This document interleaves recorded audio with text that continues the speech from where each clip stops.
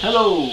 So this is the third week of December. I'm partaking in 2 read-alongs this month. Hashtag Read Red Rising and hashtag Harry Xmas to you. So this is an update of those books and what I've been reading. And I'm going to start with Red Rising. So this week, people who are doing this read-along read the third part of this 4-part book. And yet again, we have a cliffhanger. I could kill Cassius.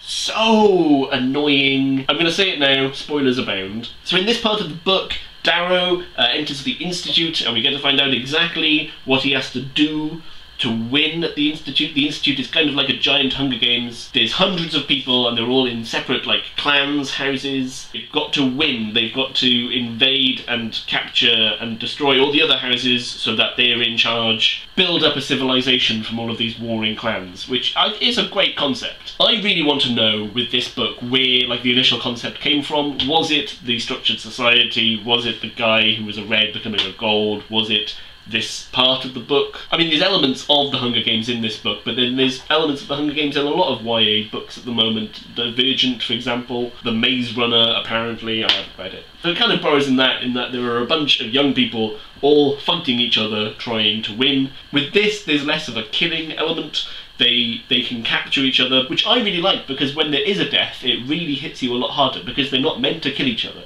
and they're all superhumans, so for one of them to die, that is pretty, impressive, you know? So, the first couple of chapters in this part, everything's confused, and they're fighting each other, and the reasons behind that come clear. It's a huge handicap to them, but I can see why they do it, because if they're the best, fighters, the most aggressive kind of people, the god of war kind of people, they'll be good at this game, so they have to be fractured, and I think that's kind of the point. And you're getting to find out things about the Jackal, who he is, someone in the south who's raising alarm bells, and I thought that's really great, because it's this impending terror thing you know is going to happen at some point. You're going to have to meet this Jackal character. You know very little about him, except that his servants wear teeth in their hair. Yeah, they've got to build up a civilization from nothing, but they've kind of reversed. A bit like Titus. Titus, speaking of which, I knew this time round that he was a red, so a lot of the things that are said about him I kind of picked up on a lot earlier. He's saying, Titus seems to really hate these people, and there's something about him that there's loathing for everybody.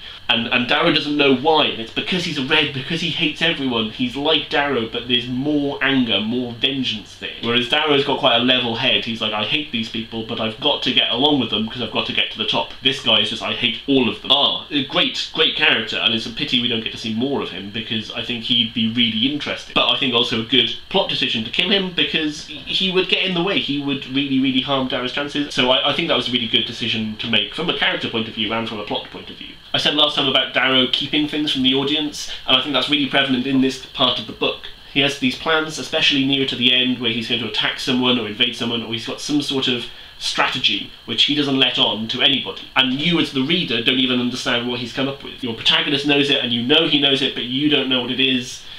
That was confusing. Severo, again, amazing character, what a guy. He changes from when you first meet him. Well, he doesn't change that much, but your impression of him changes. And he's really loyal to Darrow, which I really like, and it's not explained why exactly he's loyal to Darrow. Again, it's interesting rereading it to pick up on these little things about him, about his relationships. He's also just really funny to read about.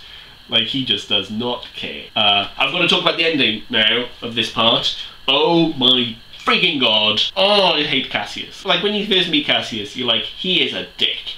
And it just gets worse. But just the way he does it, it's so cold and menacing, and also he thinks he's amazing and he's not. I think he's a really good villain, because he's not really a villain. The Jackal is that's the Emperor Palpatine kind of villain. He's out there somewhere, and you know you'll have some sort of meeting at the end. This guy, he's like a Lando Calrissian, but without the retribution. Could you guess I've seen Star Wars? Yes, it was amazing. No, I'm not going to tell you anything about it. There's no redeeming qualities for Cassius, for me. Anyway, that's where we're at with Red Rising. The last part we'll be reading this week. Now moving on to hashtag Harry Xmas to you. This week I finished The Prisoner of Azkaban. It took me quite a long time to read it, considering the size of the book. It's not that dense, and for some reason it took me all week. It's become a lot more obvious how dark it's becoming. In the films, the Prisoner of Azkaban film was going towards the dark quite a lot, because the first two, very bright, very happy, and this one was kind of getting darker in the cinematography and the plot.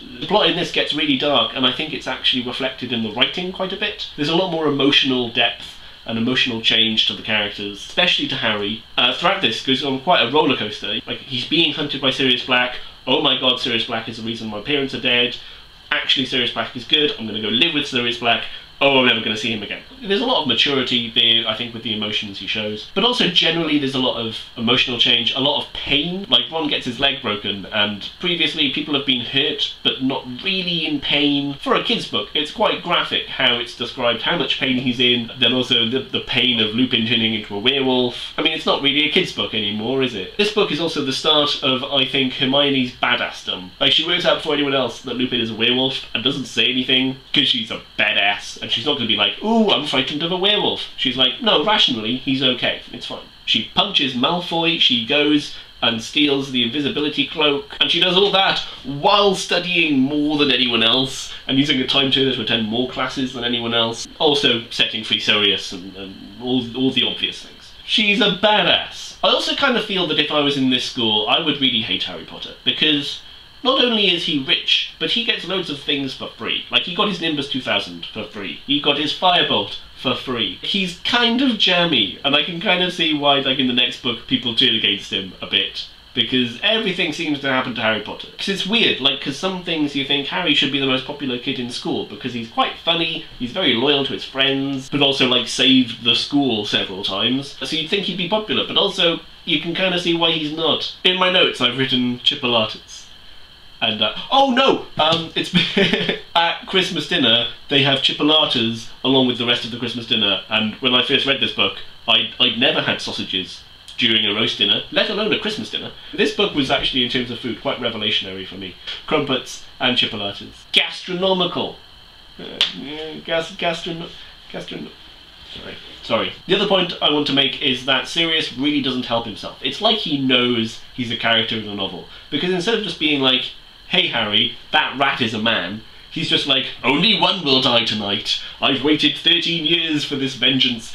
And you're like, just say out loud the exact point that you're making. Like, don't hedge around it. Just say, that rat is a dude who betrayed your parents. If you said that first, who knows what could have happened? Maybe you deserve it, Sirius. Yeah?